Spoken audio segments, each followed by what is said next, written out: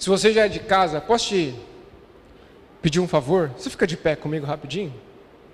Eu estou de pé, gente.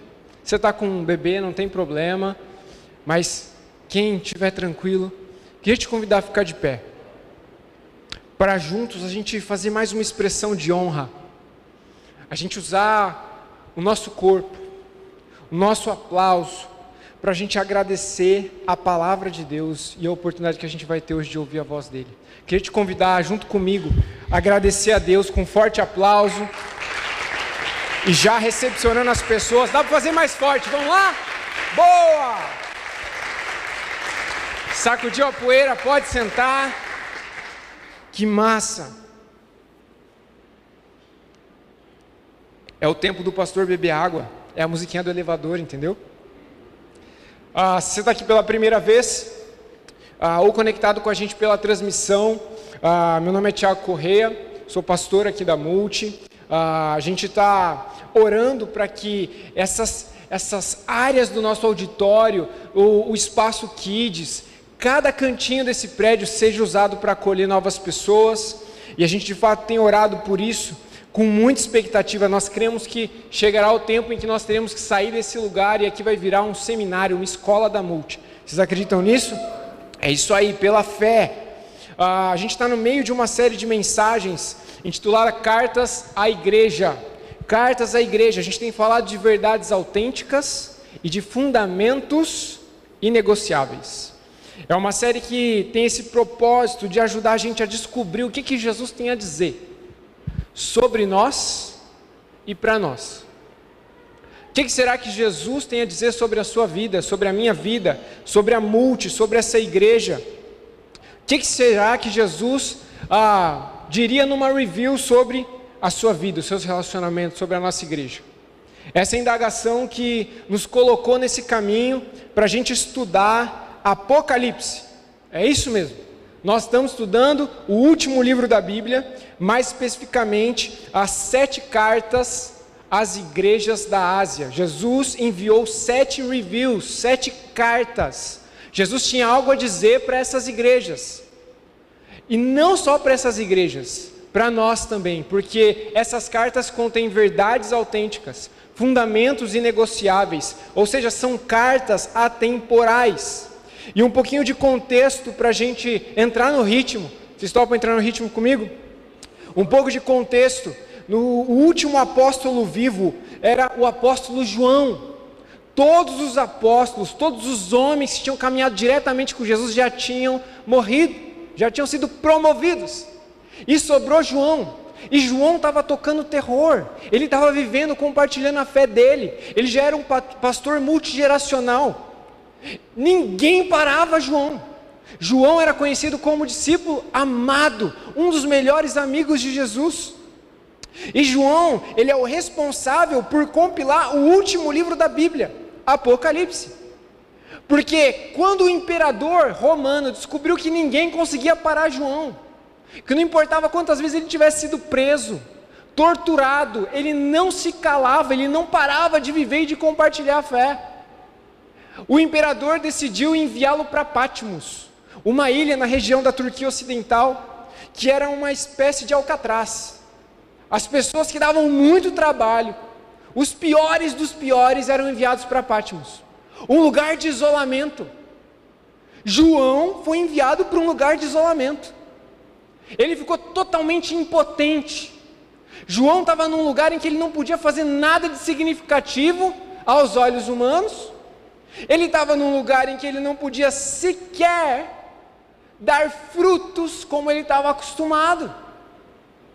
Ele estava num lugar de total insuficiência. E o que João faz num contexto como esse, em que não dá para fazer nada? João, ele conversa com quem pode fazer alguma coisa. Num contexto em que João não podia fazer nada, ele para conversar com quem podia. Ele para adorar quem deveria ser adorado. E ele não se curva nem ao contexto desafiador dele, nem ao contexto limitador. Num domingo, cedinho, João, depois de ter sido muito torturado, trabalho intenso, escravo, Ele está lá celebrando, ele está adorando, ele está orando. E ele está diante daquele que é não só o seu Senhor, mas é o seu Salvador. E não se deixe enganar. Essas disciplinas espirituais que João estava colocando em prática, a oração, a celebração, a adoração, elas não servem, por exemplo, para a gente satisfazer um Deus carente, um Deus inseguro, que precisa ser bajulado. Não, João sabe que essas disciplinas servem para restabelecer a referência dele, para restabelecer a perspectiva dele, num contexto tão desafiador. E aí, Jesus presenteia João com uma epifania. Você sabe o que é uma epifania? Levanta a mão se você sabe o que é uma epifania. Palavra difícil. Ó, tem 3 super crentes aqui que sabem. Uma epifania. João tem uma experiência com esse Jesus na ilha de Patmos. E todos os domingos a gente tem reforçado, a gente tem enfatizado que esse livro de Apocalipse não é para gerar medo, não é para gerar paralisia, pavor, teoria da conspiração.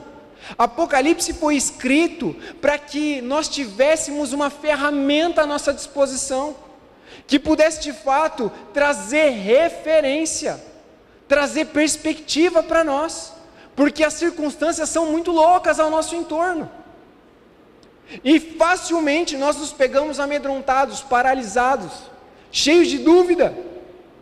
E aí, João tem essa epifania, que traz para ele uma referência, não do Jesus carpinteiro, mas do Jesus que é o primeiro e é o último, é o sustentador da criação, aquele que tem a palavra final. João, ele tem a sua mente renovada, refrescada, e mais do que isso, olha que louco, ele estava num lugar de impotência, de insuficiência. Aos olhos humanos não tinha mais nada para João fazer, estava aposentado na ilha. Mas Jesus, ao restabelecer a referência e a perspectiva de João, vai gerar uma oportunidade para que naquele lugar mais improvável, ele pudesse ser parte de frutos que iriam perdurar por múltiplas gerações, até os dias de hoje. Naquele contexto, Jesus agindo em João, age através de João, e 2000 anos depois nós estamos aqui, porque João teve a sua referência e a sua perspectiva renovada. Você já teve uma epifania? Olha o silêncio, olha os grilos. Eu nunca tive uma epifania. O mais próximo de uma epifania que eu tive foi a minha conversão. Mas essa semana eu tive uma experiência muito legal. A gente tem feito muitos planos para as férias, para a gente colecionar memórias lá em casa, para a gente investir na Laurinha, para a gente passar tempo em família. E essa semana, minha epifania foi no zoológico de Itatiba. A gente foi para o zoológico de Itatiba. No caminho até pensei que fosse golpe, porque o lugar assim era um caminho, uma rota muito estranha. No início também de todo o percurso ali, o zoológico estava meio vazio, sabe? Falei, mano, nós vamos ser assaltados. E a gente começou a fazer uma trilha ali que deveria durar cerca de 2 horas, 2 horas e meia, dependendo do ritmo com uma criança. A gente ia observando os pássaros, a gente entrou dentro de uma jaula, já assustaram, com passarinhos soltos. Foi muito divertido, a Laurinha se divertiu demais. E aí num determinado momento da visita, eu me deparei com uma espécie de vale. Quantos aqui já foram no zoológico de Itatiba? Tá. Com uma espécie de vale, melhor expressão que eu poderia usar para tentar descrever esse lugar onde eu parei. E aí na minha frente tinha um lago bem grande, árvores, cara, enormes, muitos pássaros. Sério, eu nunca vi tanto passarinho junto. E os passarinhos sobrevoando ali a lagoa, descendo, fazendo voo ali na lagoa, e eu olhando para aquilo. Quando eu me dou conta, tem 2 rinocerontes na minha frente. E aquilo começa a mexer com o meu coração, eu começo a levantar a mão no zoológico. Devem ter pensado que eu era louco. Eu comecei a conversar com Jesus, a Laurinha correndo para um lado para o outro, rinoceronte, papai! E eu estava lá assim, glórias ao teu nome, Jesus. O que eu estava vendo, o que eu estava ouvindo, aquela cena, a brisa suave, o clima do dia estava extraordinário, tudo propício. E eu comecei a olhar para a beleza da criação, para os detalhes, para a ordem. Tinha uns crocodilos do lado do rinoceronte, eles não estavam tretando. E eu falei, nossa, que legal. E aos poucos, as lágrimas começaram a se derramar, a escorrer pelo meu rosto. E eu fui, parece que renovado, e eu pensei, que Jesus é esse que eu sigo? Que Jesus é esse que João, no seu evangelho, vai descrever como princípio, o verbo, aquele que sustentou a criação, maior que os rinocerontes. Que Jesus é esse? A trilha sonora da natureza, o espanto, o quebrantamento. Talvez nada que se compare com o que João viu na ilha de Patmos, mas eu vi alguma coisa. Essa semana eu ouvi alguma coisa do céu. Isso mexeu com a minha alma, com o meu coração. E muito provavelmente a experiência que Jesus me concedeu, ela está relacionada com o Salmo 19. Olha que interessante. Os céus declaram a glória de Deus. O firmamento anuncia as obras das suas mãos. Um dia faz declaração a outro dia, e uma noite mostra sabedoria a outra noite. Não há linguagem nem fala onde não se ouça a sua voz. Minha experiência ali teve início numa dinâmica muito simples, no que eu estava vendo, naquilo que eu estava contemplando, naquilo que eu estava ouvindo. E eu fiquei pensando, domingo a gente vai se reunir, não é em torno só da natureza, não tem uma árvore aqui para se abraçar hoje. A Bíblia diz que Deus se revela, existe uma revelação geral nas coisas criadas, na beleza do zoológico de Itatiba. E eu fiquei pensando, cara, que massa, eu tive essa experiência com essa revelação geral, olhando para a criação e imaginando Cristo, maior que a criação, o sustentador de tudo, por trás da criação. E aí eu pensei, esse domingo nós vamos não estudar uma revelação geral, eu não vou só projetar um vídeo do zoológico, a gente vai olhar para uma revelação específica. A gente vai ouvir as palavras de Jesus, o que Ele tem a dizer para nós. E eu queria que você considerasse o seguinte, você pode ler comigo?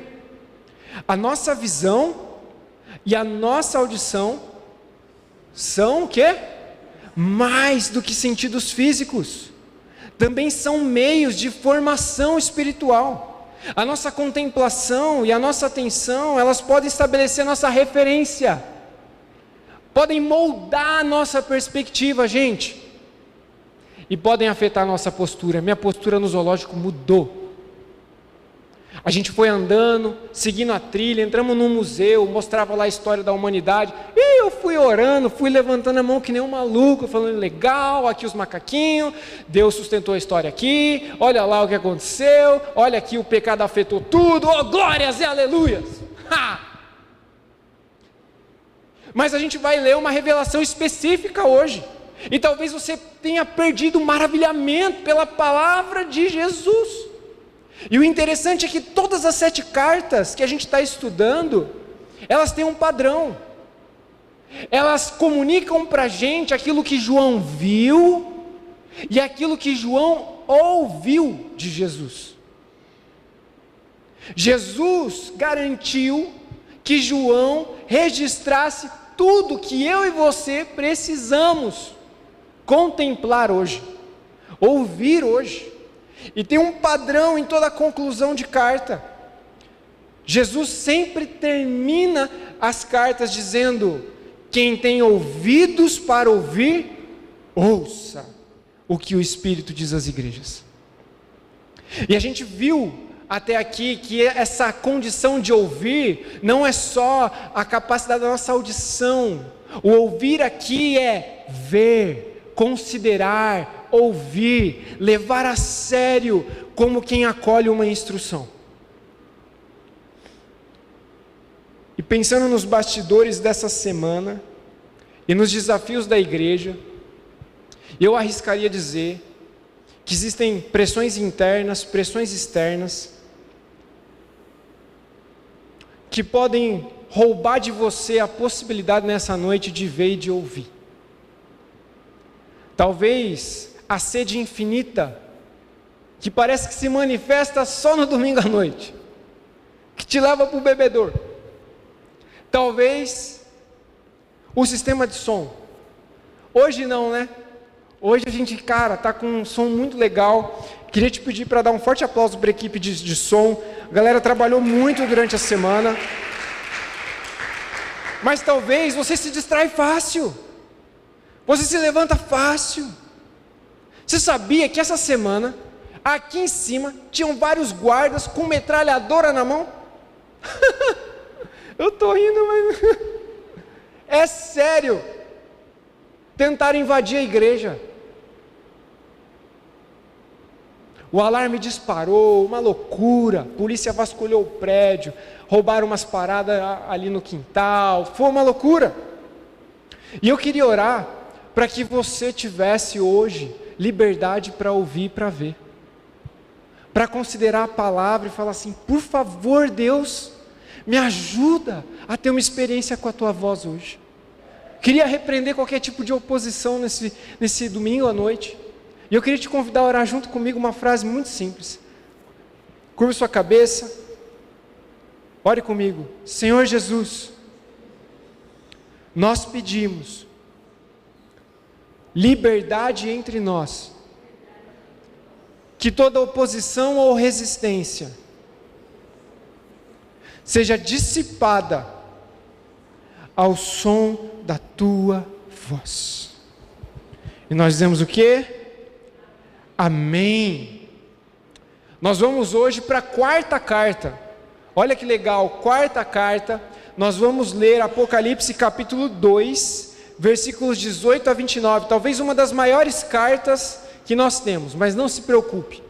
Nós não vamos estender muito o nosso tempo. Nós temos o foco muito específico essa noite naquilo que Jesus deseja falar. Apocalipse capítulo 2, versículos 18 a 29. Se você está em casa, você pode abrir sua Bíblia, pegar um grifa-texto bem legal, porque eu tenho certeza que Jesus vai falar com você hoje.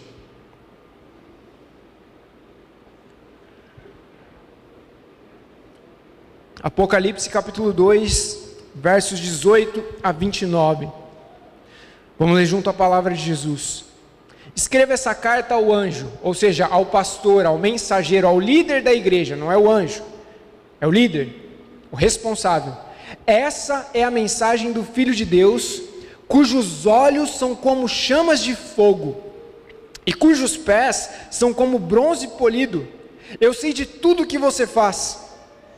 Eu vi o seu amor, eu vi a sua fé, eu vi o seu serviço, eu vi a sua perseverança, e eu observei, olha que legal, como você tem crescido em todas essas coisas.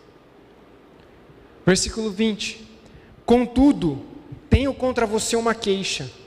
Você tem permitido que essa mulher, apelidada aqui de Jezabel, que se diz líder da igreja, que se diz espiritual, que se diz profetiza, faça os meus servos se desviarem.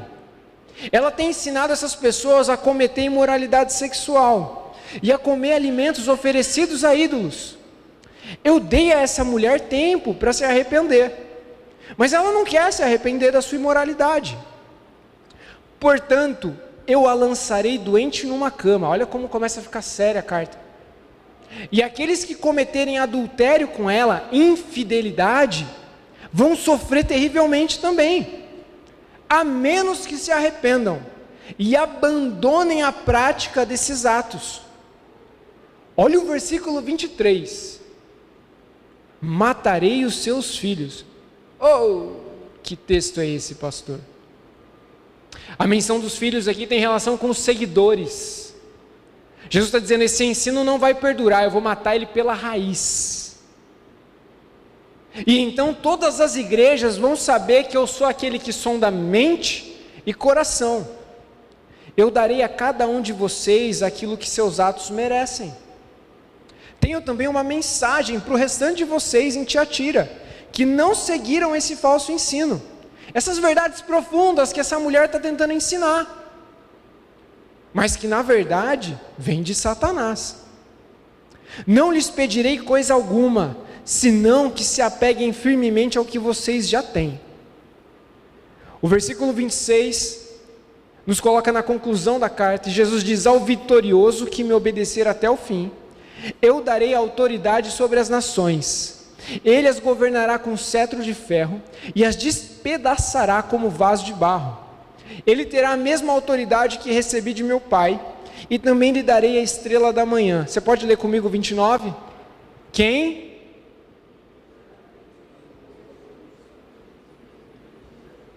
Agora, como quem tem boca, vamos lá, juntos. Quem tem ouvidos, nossa, muito bem. Boa.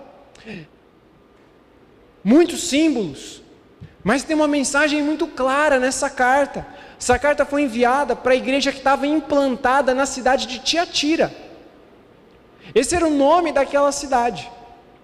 E diferente das outras cidades que a gente já viu até agora, que receberam cartas, Tiatira não é um centro político, não é um lugar de onde emana poder político.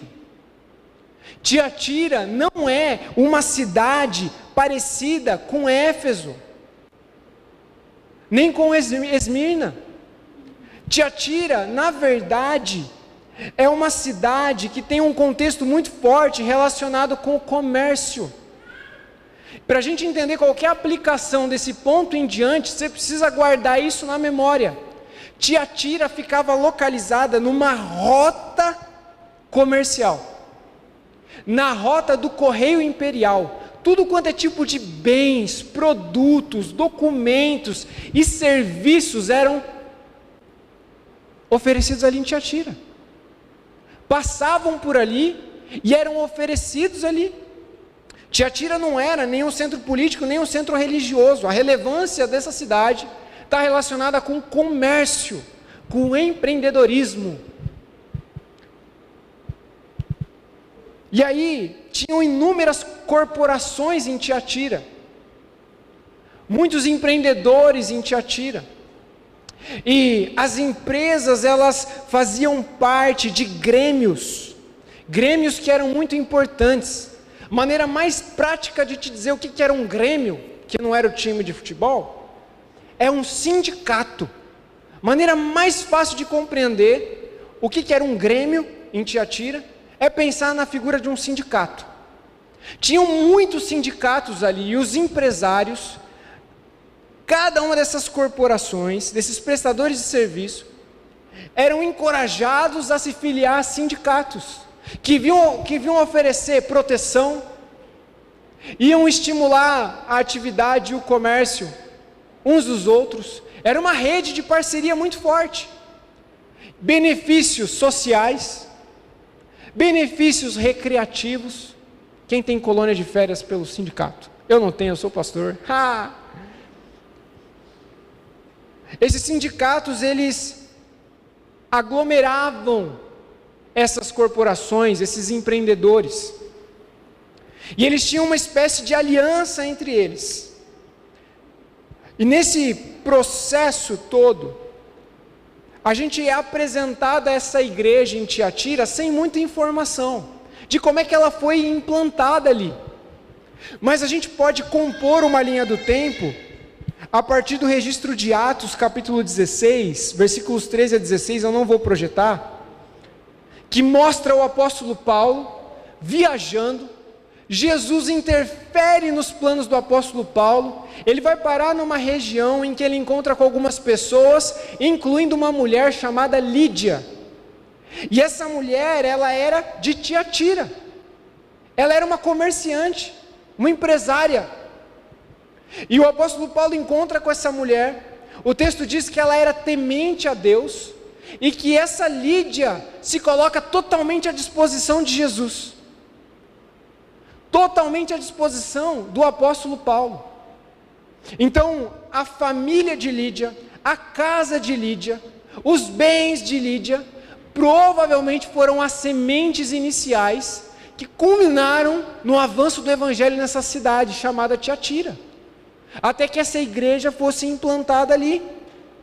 E Jesus então vai dizer para essa igreja o seguinte, no versículo 19, você pode ler comigo? Sei de tudo que você faz, eu vi o que? O seu amor, a sua fé, o seu serviço, a sua perseverança, e observei como você tem crescido em todas essas coisas. Jesus começa essa carta com palavras de encorajamento, de confirmação. Ele diz assim: galera, eu sei de tudo que vocês estão fazendo. E olha que interessante, essa era uma cidade em que o comércio era muito forte, ou seja, era um lugar que produzia muitas coisas, e Jesus está dizendo: eu estou vendo o que vocês estão produzindo aí na igreja. Olha o paralelo, é uma cidade que produz muitas coisas, forte no comércio, e Jesus está dizendo: caramba, essa igreja produz muitas coisas boas. Tiatira, olha só, a igreja de Tiatira, eu sei de tudo que você faz, e Jesus começa a elencar aqui as características que ele enxergava. Primeiro, o amor, a fé, o serviço, a perseverança. Jesus está dizendo: eu estou observando tudo isso. É uma igreja que está experimentando e cultivando um movimento autêntico, tem muita coisa boa sendo produzida ali. Tinha trabalho nessa igreja, tinha propósito sendo cumprido, tinha esforço. Sabe o que tinha em Tiatira? Olha que trava-língua. Tinha agenda cheia. E quantas vezes, fugindo do ativismo, a gente pode começar a achar que ter agenda cheia é ruim. E Jesus está olhando e falando assim: eu estou vendo, e ó, que massa, vocês têm uma agenda cheia, vocês estão ocupados, vocês estão trabalhando, vocês estão produzindo. E essa é uma igreja que ela é descrita como uma comunidade que tem a maior das virtudes. Diferente das outras igrejas, essa é uma igreja que tem movimento, que está ativa, que está funcionando, mas que tem a maior virtude, o amor. Não é só a agenda cheia, é o amor dando sentido a essa agenda cheia. O reverendo Hernandes Dias Lopes, ele vai dizer que o que faltava na igreja de Éfeso, transbordava na igreja de Tiatira. Olha que legal. A igreja de Éfeso estava ativa, estava funcionando, mas faltava amor. E Jesus está olhando para essa igreja e está dizendo assim: aí vocês estão ativos, vocês estão funcionando, vocês são perseverantes, vocês estão produzindo muitas coisas, vocês estão fazendo a diferença, e tudo isso está debaixo do fundamento do amor. Jesus está afirmando: que baita igreja! E é interessante porque a primeira aplicação que a gente tem nessa carta é que o progresso para Jesus ele é fundamental. Para pensar comigo. Eu não disse que a prosperidade é fundamental. O progresso é fundamental. Jesus está afirmando que essa é uma igreja que está crescendo e que está progredindo. Quantas pessoas, ao escolher uma igreja, pensam só numa igreja pequena? Talvez fugindo de uma igreja grande, que tem outros desafios, mas pensando o seguinte: não, eu vou para uma igreja pequena porque lá sim vai ter uma fé saudável. Não necessariamente. Pode ser que você entre num clube, todo mundo seja muito amigo, todo mundo se ame, mas um clube de portas fechadas.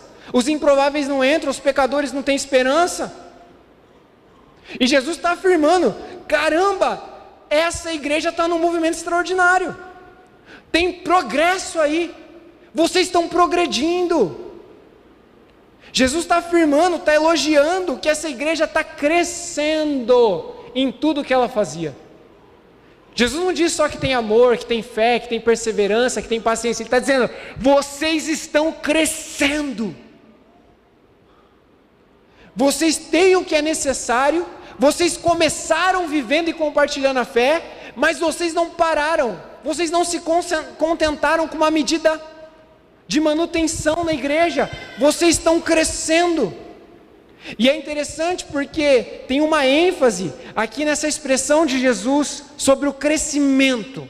Jesus vai dizer que esse crescimento tem relação com quantidade. Esse crescimento tem relação também com qualidade. O progresso é fundamental.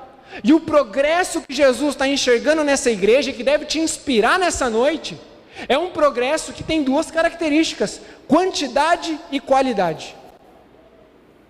Quantidade e qualidade crescendo. Que extraordinário!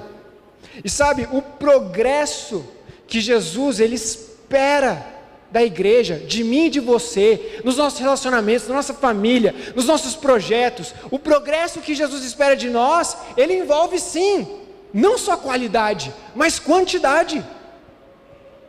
Jesus espera que você cresça e tenha perspectiva de que você foi chamado para dar muito fruto, para que a sua vida seja um sinal de esperança, para que a sua história ela esteja engrenada num movimento autêntico que produz muitos benefícios para as pessoas que estão se relacionando com você, com as pessoas que estão conhecendo a sua história, o seu testemunho, e que são abençoadas por aquilo que você faz e como você faz o que você deve fazer.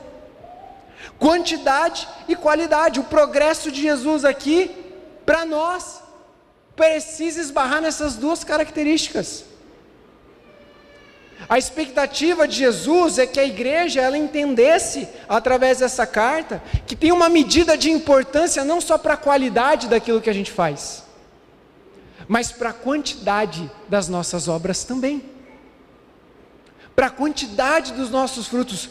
Pastor, tu tens certeza disso? Não basta só a qualidade? Tem que ter quantidade também? Mas será que não basta só a quantidade? Será que precisa ter qualidade também? Eu não vou projetar, mas eu quero ler rapidamente as palavras do próprio Jesus no Evangelho de João, capítulo 14, versos 5 a 8. Jesus diz assim: sim, eu sou a videira, vocês são os ramos. Quem permanece em mim e eu nele produz pouco fruto. É isso? Não!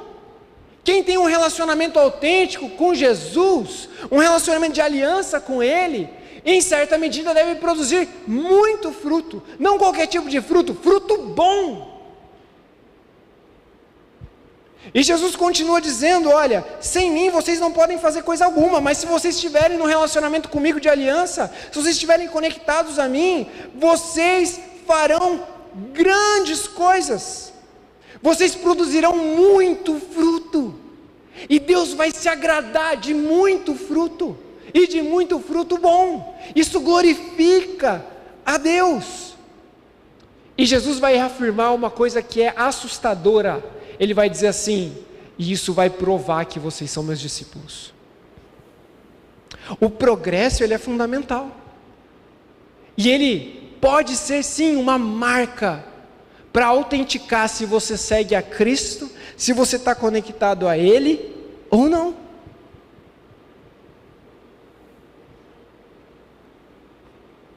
E se a gente for autêntico, nosso maior desafio em tudo que a gente faz esbarra numa tensão. Será que eu sacrifico a qualidade para ter quantidade? Ou será que eu sacrifico a quantidade para ter mais qualidade? Como pastor, essa é a minha tensão diária, semanal. pensar na igreja crescendo, pensar naquilo que Jesus está fazendo no nosso meio. E não existe uma opção ou outra. Jesus espera um progresso que tenha relação com quantidade e com qualidade. No verso 20, Jesus, depois de afirmar que essa igreja estava num progresso autêntico e que esse progresso ele era fundamental, ele vai entrar com a parte difícil da carta. Versículo 20 diz o seguinte: contudo, olha só, vocês são uma igreja que tem fé, amor, perseverança, vocês estão produzindo coisas muito legais, vocês são relevantes, vocês estão deixando uma marca na cidade de Tiatira, influenciando outras igrejas. Contudo, apesar de tudo que vocês estão vivendo e produzindo, debaixo do fundamento do amor, eu tenho contra você uma queixa. Você tem permitido que essa mulher Jezabel, que se diz profetiza, faça os meus servos tropeçarem, se desviarem. E ela ensina a minha igreja a cometer imoralidade. Vamos trocar imoralidade aqui por infidelidade. Olha, eu chamei a igreja para ter um relacionamento exclusivo comigo, em que eu sou o cabeça da igreja. Mas essa mulher está se colocando num lugar em que ela está conduzindo a igreja a ser infiel à minha liderança, a cometer imoralidade sexual e a comer alimentos oferecidos a ídolos. Talvez você pense, cara, isso não tem nada a ver com a minha vida, eu nunca comi nada sacrificado a ídolo. Talvez balinha de São Cosme e Damião, brincadeira. Mas talvez você pense, isso aqui não tem nada a ver com a minha vida. Tem sim. Olha que interessante. Se por um lado o progresso ele é fundamental, com essa reprovação de Jesus, a gente vai descobrir que o progresso ele não deve ser incondicional. O progresso é fundamental, a gente tem que progredir, a gente tem que crescer, a gente tem que fazer muitas coisas, e fazer essas muitas coisas de um jeito bom, excelente, para dar glória a Deus. Mas o progresso, em qualquer área da nossa vida, não pode ser incondicional. O que isso significa, pastor? A gente não pode buscar o progresso, nem manter o que a gente conquista a qualquer custo. Jesus está olhando e falando, muito bem, vocês estão progredindo, mas agora parece que vocês estão entendendo que o progresso é incondicional. Então vocês têm que ganhar dinheiro, vocês têm que satisfazer os desejos, as necessidades que vocês têm, e vale tudo, porque o progresso é fundamental. Essa mulher está ensinando isso, que é fundamental, é necessário, então vai lá, faz o que tiver que fazer para conseguir o que você tem que conseguir. E aí, Jesus vai deixar claro que o tipo de progresso que agrada a Ele não atropela princípio, nem para alcançar resultado, nem para manter resultado. Lembra que eu falei que essa cidade de Tiatira, ela era uma cidade com uma marca muito forte relacionada ao comércio, e que ali tinham muitos grêmios, muitos sindicatos, que ofereciam proteção, certo? Ofereciam benefícios sociais e benefícios recreativos. Mas qual que era o pulo do gato? Se você quisesse progredir, ser bem sucedido, se você quisesse se casar, se você quisesse ter bons relacionamentos, se você quisesse ter influência em Tiatira, você precisava ser parte de um desses sindicatos. E o pulo do gato é que esses sindicatos, eles eram apadrinhados ou tutelados por algum tipo de divindade pagã. E aí, esses sindicatos faziam encontros, reuniões, em que banquetes, sacrifícios eram oferecidos a outros deuses. Começa a pensar em tudo que está em jogo. Se você quisesse ser um empresário naquela cidade, se você quisesse ganhar dinheiro, não só lucrar, ganhar o necessário, se você quisesse se casar, se você quisesse ser influente na cidade, tudo isso, se você quisesse progredir, você precisava ser parte de um desses sindicatos, e você precisava se assentar no banquete e oferecer sacrifício para outros deuses. Não só isso, no final dos banquetes rolava uma rave, é isso mesmo, acabou o banquete, festa, A galera entrava num lugar em que ninguém era de ninguém, vale tudo. E as pessoas, elas se tornavam então propriedades ali, objetos. E para validar contrato, para continuar progredindo, para continuar sendo promovido, não podia faltar nessas festas.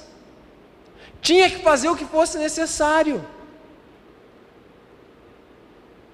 E aí, sair de um sindicato como esse, significava suicídio comercial. Significava dar adeus para a esperança de lucrar, de prosperar, de ser promovido na empresa. E a grande questão é que esses sindicatos, eles exerciam uma pressão e um controle significativo na cidade. E aí surge um dilema. Vocês estão comigo? Olha só o dilema. O dilema dessa igreja de Tiatira é: e aí, o que eu faço agora? Se para prosperar, se para progredir, eu preciso ser parte desse movimento, eu vou priorizar o quê? Eu vou ser santo, não no sentido de perfeito, né? Eu vou seguir a Jesus, eu vou honrar Jesus com a minha vida, com o meu corpo, com os meus bens, ou eu vou pegar o atalho? Eu vou priorizar a minha santidade ou a minha carreira? Eu vou priorizar manter a minha consciência pura, ou eu vou entrar no esquema para eu não perder dinheiro? Essa é a tensão o tempo todo. E aí, eu sigo Jesus, eu vou na igreja domingo, ou eu vou na reunião do sindicato? Não, eu vou priorizar a minha santidade, eu vou viver uma vida fiel no meu casamento, eu vou honrar minha esposa, ou eu vou cuidar dos interesses da empresa? Eu vou priorizar o que Jesus diz que é inegociável, ou eu vou negociar a minha vida e os meus valores e os meus princípios para conseguir o que eu preciso?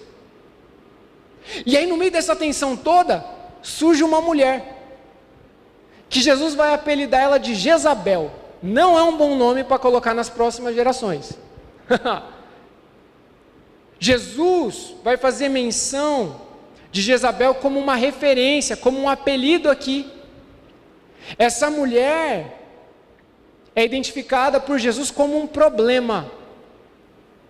Só que a igreja olhava para essa mulher como uma solução.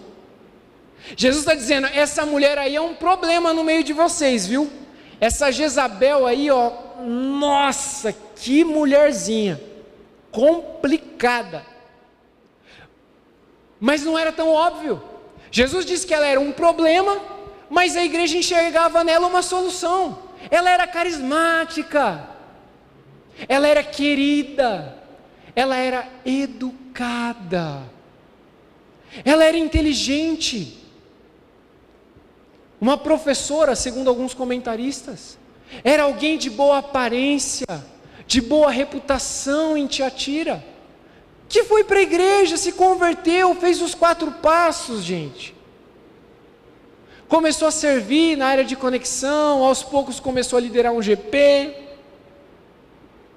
E Jesus está dizendo: essa mulher é um problema, e vocês estão achando nela uma solução. O nome Jezabel significa pureza. E Jesus está olhando e falando: essa mulher é corrupta. Ela está no pé da orelha de um monte de gente da igreja. O pastor pregava no domingo e Jezabel despregava na segunda-feira. A voz de Jesus era ensinada, e no domingo seguinte essa mulher subia na escala para pregar para a igreja. Jesus está dizendo: essa mulher é um problema. Ela é doce, ela é educada, ela é carismática, ela é muito querida, mas ela está no pé da orelha de muita gente, e está fazendo vocês se desviarem. E o contexto do nome de Jezabel vem de uma rainha lá no Antigo Testamento. Jezabel, ela era a rainha do rei Acabe, um dos piores reis que Israel teve. Ele era um covarde, sabia? Essa mulher, ela se casa com o rei Acabe. E ela era muito influente, querida. E ela ia no pé da orelha do rei e tratava o rei como um cachorrinho na coleira. Ao invés do rei honrar a Deus, ele honrava Jezabel. E Jezabel estava tentando implementar em Israel um tipo de espiritualidade que não era exclusiva. Não era relacionamento autêntico com Jesus, era relacionamento aberto. Não, você não precisa abandonar Jesus, o Deus Criador, Yahvé, não. Só que você tem que estar aberto para outras experiências.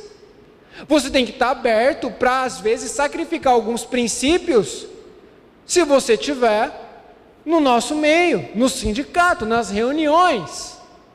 E essa mulher tocou terror em Israel, e o rei Acabe foi um covarde. Ele não colocou essa mulher no lugar dela. Ela matou gente, ela perseguiu o profeta Elias. Elias teve medo dessa mulher. Sabe um jeito, sim, prático de você entender a postura de Jezabel? Jezabel não era a cabeça de Israel, ela era o pescoço. Ela não estava querendo assumir o lugar do rei Acabe, ela estava manipulando Acabe. É o pescoço, virou, a cabeça vai junto. E Jesus está dizendo, essa mulher está no meio da igreja, e ela é orgulhosa, ela é insubmissa a qualquer autoridade espiritual, ela tem uma postura doce, mas ela é dominante, ela seduz as pessoas, ela manipula as pessoas, e ela oferece uma proposta. Qual que é a proposta? Gente, vocês estão aí nessa tensão besta, se vocês são santos ou se vocês prosperam, se vocês progridem ou se vocês são fiéis a Jesus. Não, gente, vocês podem ser fiel a Jesus, bobo. Olha, tem coisas que Deus entende.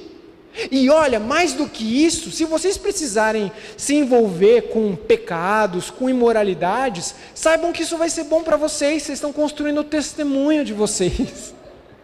Era essa a proposta dela. Olha, para ter valor a sua santidade, você vai ter que passar pela imoralidade primeiro, porque aí depois que você fizer tudo o que você não deveria fazer, você vai poder testemunhar o poder de Jesus. Você vai poder olhar e falar assim, eu experimentei tudo aquilo, mas eu saí de lá. A proposta dela era sedutora, ela estava se colocando como uma solução. Não tem que ter tensão, vai na igreja de domingo, mas durante a semana, cara, vive a sua vida, faz o que você tem que fazer. Vai na igreja às vezes, levanta suas mãos lá, é bonitinho, é muito bom, chora lá. Mas quando você estiver na tua empresa e o teu chefe pedir para você fazer vista grossa sobre alguma coisa que Jesus diz que é inegociável, não tem problema, é a política da empresa. Vai na igreja no domingo, mas durante a semana, se tiver com muita necessidade, tá tudo bem, entrar no seu quarto, fechar a porta, fechar a Bíblia e abrir o computador, e consumir o que você quiser consumir, está tudo bem, não vai causar mal, na verdade é um testemunho, gente, e vocês vão aprender a vencer pela experiência, vocês vão se cansar do pecado em algum momento, está tudo bem, e é por isso que Jesus vai se apresentar no versículo 18, como quem tem olhos como chamas de fogo. Jesus se apresenta como aquele que vê um ensino que parecia bonitinho. Eu estou escancarando o ensino aqui. Naquela época não era tão óbvio. A igreja não tinha discernimento. E aí, Jesus vai dizer, eu sou aquele cujos olhos são como chamas de fogo. Jesus está olhando para a igreja de Tiatira, vendo o progresso, vendo tudo que eles estavam fazendo de extraordinário. E ele está dizendo assim, tem 3 grupos de pessoas aí. Vocês não conseguem distinguir, mas eu consigo, porque os meus olhos possuem um tipo de olhar purificador. Tem gente aí que realmente me segue, que foi salva, gente imperfeita, falha, miserável, problemático. Posso continuar? Mas que realmente entregou a vida para mim. Vocês têm aí no meio um grupo que foi salvo, mas vocês também têm aí no meio um grupo de gente que está perdida, que precisa entregar a vida para mim. que precisa começar a viver e compartilhar a fé em Jesus de maneira autêntica. Só que tem um terceiro grupo aí no meio que está impedindo isso de acontecer. É gente perdida que está pervertendo o que significa seguir Jesus. É gente que está trabalhando de maneira nefasta, mas sutil. Nada escapa aos olhos de Jesus. Ele está dizendo: eu vi o que essa mulher está ensinando, o que ela está falando. E vocês não têm discernimento, mas eu tenho, e eu tenho para oferecer para vocês. Então escutem o que eu tenho a dizer. Jesus vê tudo.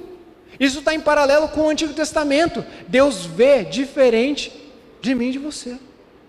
Deus não vê como o homem vê. Ele não vê só a quantidade das nossas obras, Ele vê a qualidade delas. Deus não vê aquilo que está só na superfície, Ele sonda as intenções do nosso coração em fazer o que a gente faz. E aí, de alguma maneira, essa mulher entrou num lugar de influência dentro da igreja.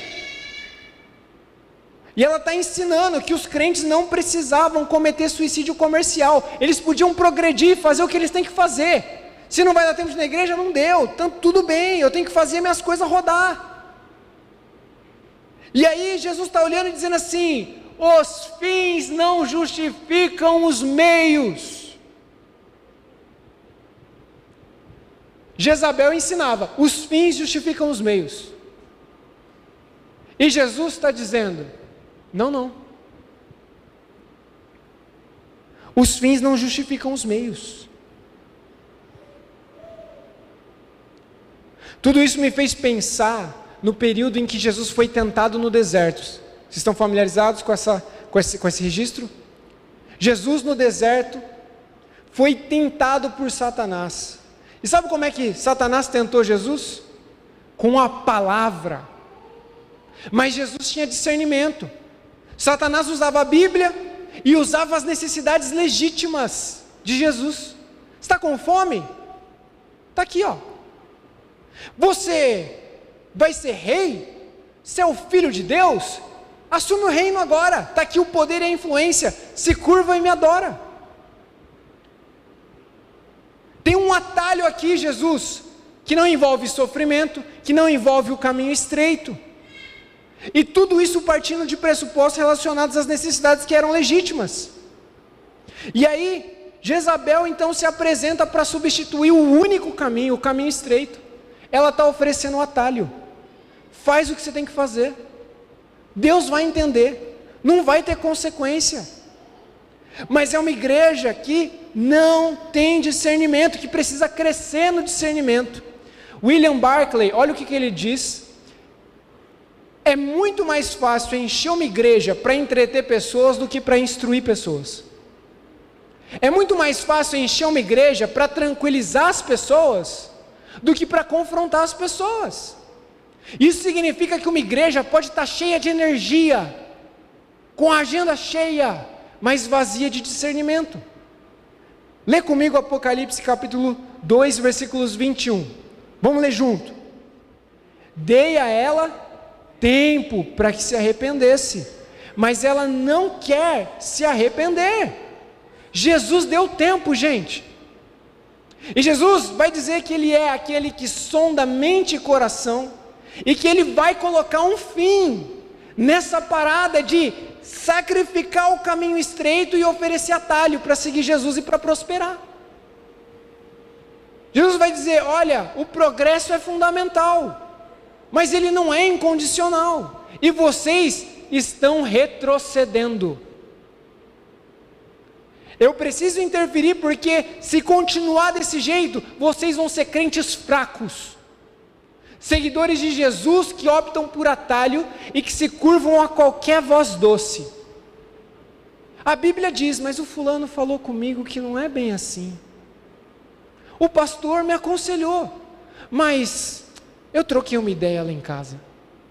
Só que a boa notícia é que quando há retrocesso, quando a gente começa a acolher vozes que propõem atalhos para a gente, Jesus oferece tempo para o regresso. Jesus não está lá com um raio em cima do céu, Zeus, tentando jogar em alguém. Ele oferece tempo para a gente regressar. tem uma dinâmica que eu queria que você aprendesse. Olha que interessante.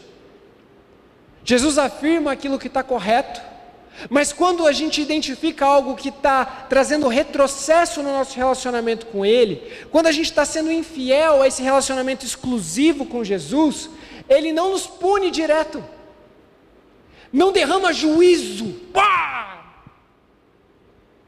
Primeiro Ele dá tempo.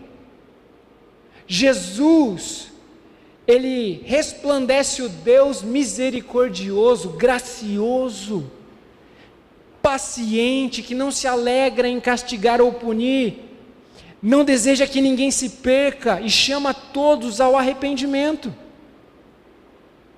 Primeiro tempo, Jesus deu tempo para Jezabel. É uma boa notícia, não é não?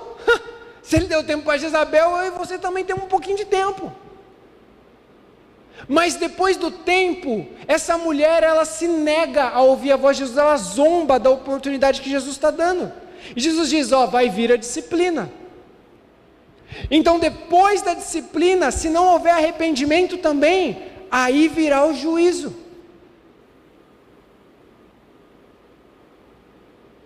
Você tem ideia do valor de uma noite como essa?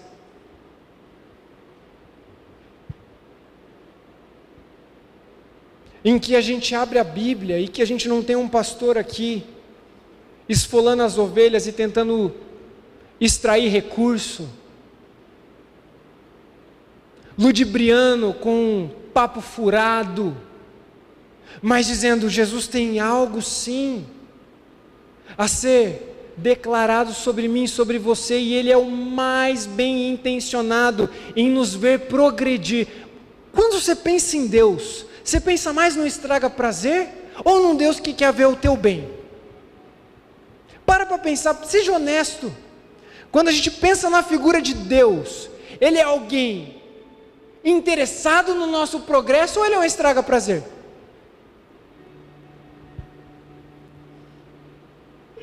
E eu queria usar esse tempo final, a gente está na reta da conclusão aqui, para quebrar uma mentira que provavelmente está enraizada em muitos corações aqui no auditório, talvez nas casas, no coração das pessoas que estão ouvindo a gente pela transmissão. A mentira de Satanás é a seguinte: sem atalho não tem progresso.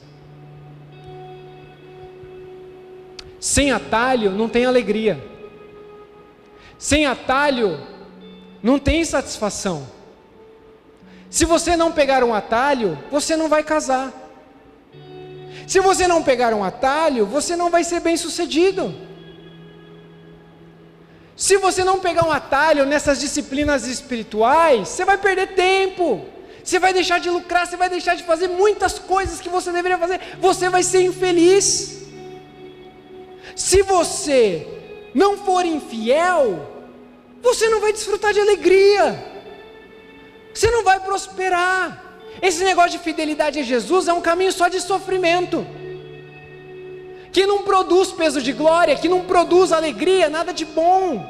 E a gente vai cedendo a mentira de Satanás, de que só é possível ter influência se a gente pegar a nossa rede social e encher de foto sensual. Fica tranquilo, eu não tenho essa tentação. Você não vai abrir o meu Instagram e se deparar com uma foto do pastor de sunga. Está repreendido? Glórias a Deus por isso. A gente vai cedendo a mentira de que só dá para lucrar, só dá para a gente enriquecer se a gente sonegar, que a gente só vai ser próspero, que a gente só vai ser bem sucedido na empresa se a gente passar o pé em alguém, puxar o tapete de alguém, caluniar alguém para o chefe, ou puxar o saco do chefe, ou quem sabe ceder a pressões emocionais, sexuais na empresa, ou abraçar uma ideologia, porque senão você vai ser excluído. Satanás vai sussurrando no nosso ouvido: pega o atalho, bobo, porque esse negócio de Deus e de Jesus é muito estraga prazer, que depois dos 30 só dá para casar se você descer o padrão. Depois dos 30 não dá para casar se você não deixar de considerar o que Jesus disse que era para ser inegociável. Você começa a ficar mais maleável. já passou muito tempo. Que servir na igreja é um obstáculo para você ser promovido na sua empresa. A gente começa a ceder a mentira de que talvez dar o dízimo, ser generoso numa medida mínima de 10%, é o que vai causar a nossa falência, ou vai tirar os privilégios básicos da nossa casa, da nossa família. E a gente vai comprando essa ideia diabólica de que a gente tem que pegar atalho, de que dá para ser fiel a Jesus, mas a gente precisa sacrificar algumas coisas, porque não dá, ninguém é de ferro.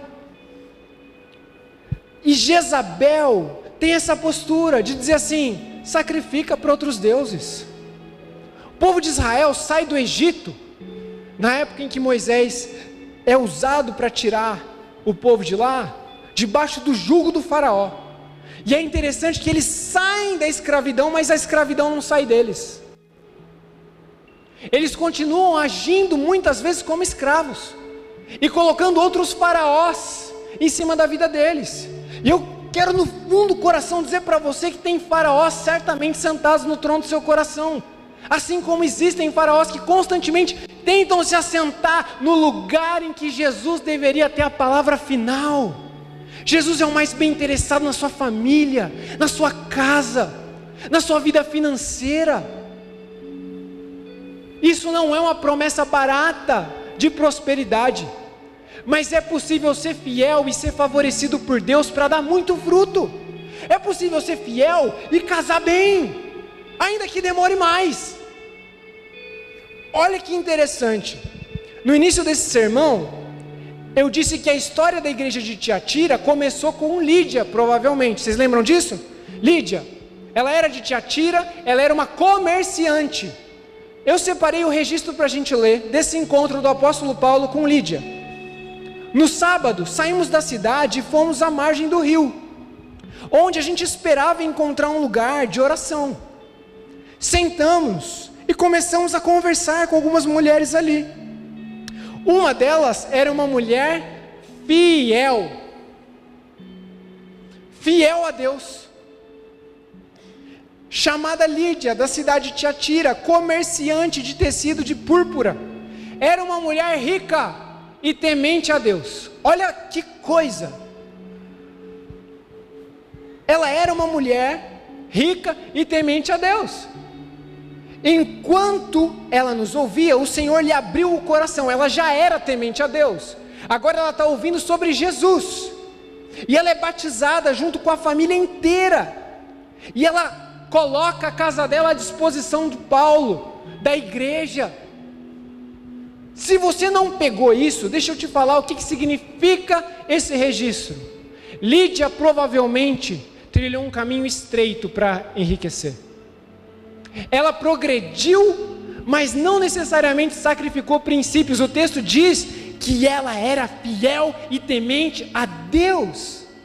E Deus favorece Lídia porque Ele deseja que Lídia transborde, porque tem uma igreja para nascer em Tiatira.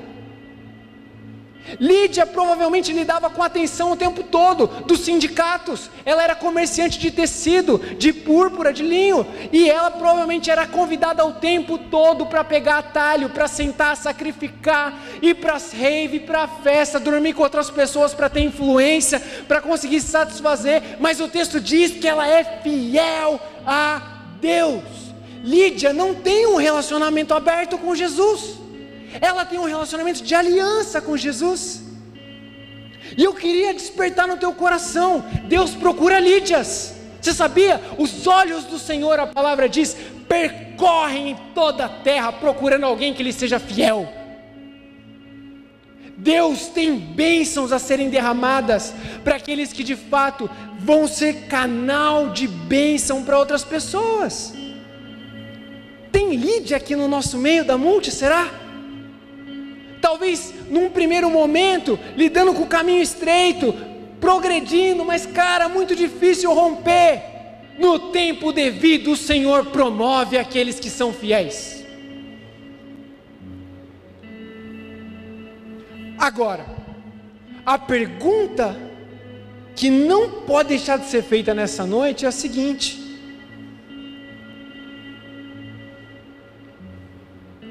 Jesus pode contar com você agora? Porque muitas vezes a gente vê exemplos como de Lídia e fala: Deus, eu estou aqui, vai, manda as bênçãos para mim. Mas Lídia já era fiel e temente a Deus. E a pergunta é: com o que você tem hoje, como você vive, existe fidelidade? Para a gente encerrar, eu queria te convidar a ficar de pé e ler alguns textos que são falas do próprio Jesus. O Senhor respondeu. Aqui é o contexto da parábola dos talentos. Muito bem, servo bom e fiel, você foi fiel no pouco, eu o porei sobre o muito. Venha, participe da alegria de seu Senhor.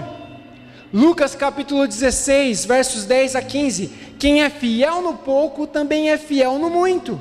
Mas quem é injusto no pouco, também é injusto no muito. Assim, se vocês não forem fiéis para lidar com as riquezas injustas, quem confiará as verdadeiras riquezas a vocês? E se vocês não forem dignos de confiança em relação ao que é dos outros, ao que é de Jesus, a porção de Deus que está sobre você, quem lhes dará o que é de vocês? Nenhum servo pode servir a dois senhores, pois odiará um e amará o outro, ou se dedicará a um, ou desprezará o outro. Vai ter relacionamento aberto com Jesus. Vocês não podem servir a vocês mesmos e a Deus, a vocês e ao dinheiro, e ao progresso. O progresso é fundamental, mas ele não é incondicional. E Jesus deseja que você, que eu, sejamos pessoas que crescem no nosso relacionamento com Ele, que dão muito fruto. E eu, depois de 1 hora de sermão, eu falo muito, eu sei, é difícil resumir isso aqui, vocês não têm ideia. Vocês não viram a versão que eu cortei. Olhando para tudo que a gente leu, que a gente estudou, eu fico me perguntando: tem alguém aqui que acredita nisso? Cara, que Deus não é um estraga prazer, Ele espera que você cresça, que você dê muito fruto, que você seja feliz naquilo que Ele tem para você, para que você transborde sobre a vida de outras pessoas, para que você não seja uma pessoa que pega atalho, mas alguém que é fiel.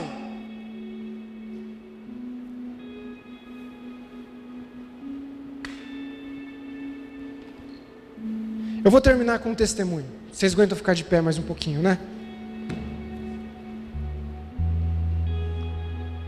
Semana retrasada, quarta-feira à noite, eu estava na cama, chorando,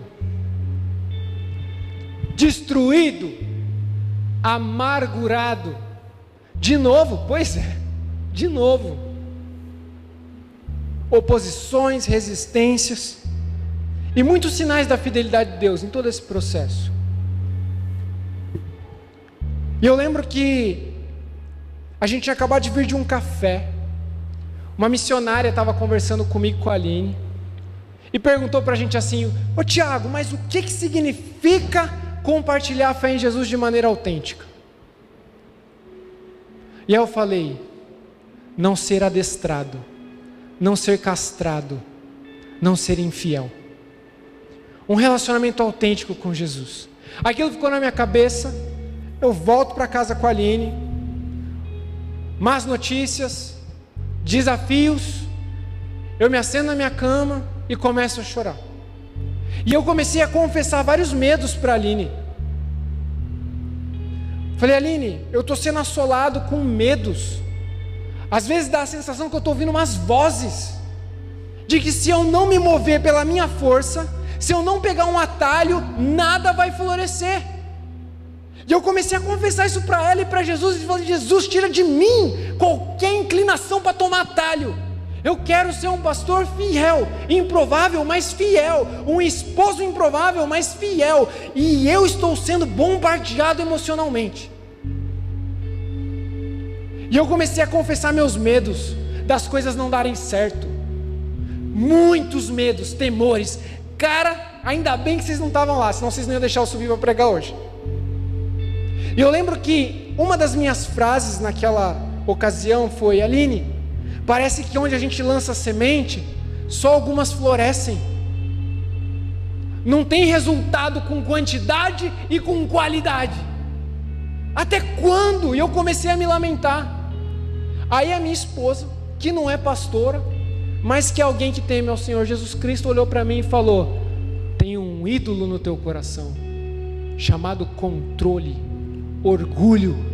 Você está achando que é você que vai fazer as coisas progredirem? Eu olhei para ela e falei: amém. Cara, eu entreguei a Jesus os meus medos, os meus pecados. E naquela noite a gente tinha feito um planejamento. Eu iria acordar bem cedo, 6 da manhã, para postar um vídeo, rotina. Mas eu tinha pensado em fazer isso para o vídeo talvez atingir um maior número de pessoas. Mas diante daquele contexto, eu não tinha estrutura para fazer isso, porque eu reconheci os meus pecados. E eu falei: que acordar cedo, estratégia que nada. Eu vou descansar no meu Senhor. Ele vai fazer progredir o que Ele quiser fazer progredir. E o meu trabalho é ser fiel. Acordo pela manhã, tenho um tempo de troca de ideia com o Ronald, pego o vídeo que eu ia postar e jogo no Instagram. Um corte de sermão, como a gente sempre joga. O dia segue. Quando a gente chega no final da noite, o meu celular não para de tanta notificação. Eu achei que era golpe. E eu começo a ver um movimento no TikTok que eu falei: o que está acontecendo? O vídeo com o trecho do sermão, o testemunho da Karen, da missionária. Se você não assistiu a penúltima mensagem, você pode conferir. Começou a ser compartilhada doidado no TikTok. Um monte de adolescente dizendo que estava chorando, indo para o trabalho, ouvindo o testemunho daquela mulher que foi fiel, falando: eu quero esse tipo de fé, eu quero viver e compartilhar a fé em Jesus de maneira autêntica. O negócio engrenou de um jeito, passou de 100 mil visualizações, foi avançando. Eu falei: meu Deus, o que está acontecendo? Eu preguei isso aí para 50 pessoas no auditório. E aí Deus começou a trazer ao meu coração: é uma mostra de alguém que é fiel e que descansa e que não pega atalho. Eu faço quando eu quero. No Instagram o vídeo estava parado. O vídeo engrenou de um jeito absurdo. Nós já passamos de mais de 340 mil visualizações, inúmeros comentários. Gente no sertão, missionários que estão indo para países perseguidos, compartilhando o testemunho deles, dizendo assim: meu Deus, o que vocês estão vivendo aí nessa igreja? Muito obrigado por semear, muito obrigado por serem fiéis e pregarem o Evangelho. E eu queria te encorajar a pensar: quais são as áreas da sua vida que talvez você esteja sentado no trono, ou que existam faraós definindo o que você faz, o que você deixa de fazer, para que você possa ter o caminho do atalho e do progresso. Queria te convidar a um tempo de oração. Deus, são muitos os ídolos do nosso tempo. Nós não temos templos como lá atrás, mas nós temos tronos nos nossos corações. Nós temos forças, pressões, desejos guerreando dentro de nós, nos empurrando a tomar atalhos, a sair da igreja quando a gente se sente desvalorizado, ou sair da igreja quando a gente é desmotivado por algo que alguém disse e se esquece daquilo que o Senhor disse. Deus, eu oro para que nesse auditório haja cura nessa noite e um realinhamento de postura que o Senhor pediu para a igreja de Tiatira, que haja em nós, que a gente possa abraçar o tempo, a misericórdia, e que a gente possa descansar de que os teus caminhos são melhores, que pegar atalho não é a solução, que o Senhor é um Deus que se agrada em abençoar aqueles que o temem. Deus, faz de nós uma igreja que não pega atalhos. Louvado seja o teu nome pelo testemunho da Karen, que acertou muitas pessoas ao entorno do Brasil, em outros países. Em 8 dias o Senhor fez o que a gente ainda não tinha conseguido fazer em 3 anos. Louvado seja o teu nome, porque a promoção, o progresso, o avanço não é por força do braço de ninguém, mas é pelo teu Espírito. E tem áreas aqui nesse auditório que estão travadas, porque nós estamos lidando com a força do nosso braço. E eu oro, traz convicção agora aos corações, confronto santo, que tronos sejam destronados e que Cristo possa ser o Senhor e o Salvador da nossa vida, da nossa família, das próximas gerações, e que a gente creia que tem um futuro adiante e que Deus está fazendo novas todas as coisas e nos chamou para o caminho estreito e que valerá a pena. Louvado seja o teu nome pelo socorro que vem do alto. O Salmo diz: eu olho para os montes, de onde me virá o socorro? Os montes naquele tempo eram os ídolos, eram os altares dedicados a outros deuses. E o salmista diz: não vai vir socorro de nenhum outro lugar, senão do Senhor dos Exércitos. Deus, muito obrigado por essa igreja, uma igreja pequena, uma igreja fiel, uma igreja pequena, mas uma igreja que tem sido usada em grande medida já para abençoar pessoas em outros estados. Faz isso florescer, mas não permita que aqui entre nós hajam Jezabéis passando desapercebido, que a gente não se curve a conselhos equivocados, que a gente não se curve às pressões do nosso tempo. Faz de nós uma igreja fiel e que a glória seja tua, no nome de Jesus.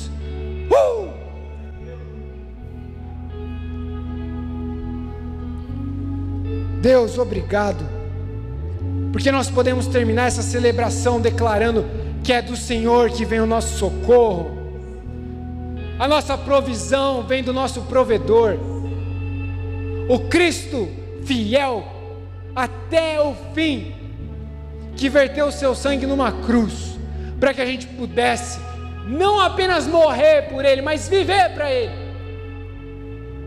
Tira qualquer relacionamento aberto do nosso meio, Senhor. Faz da gente uma igreja fiel.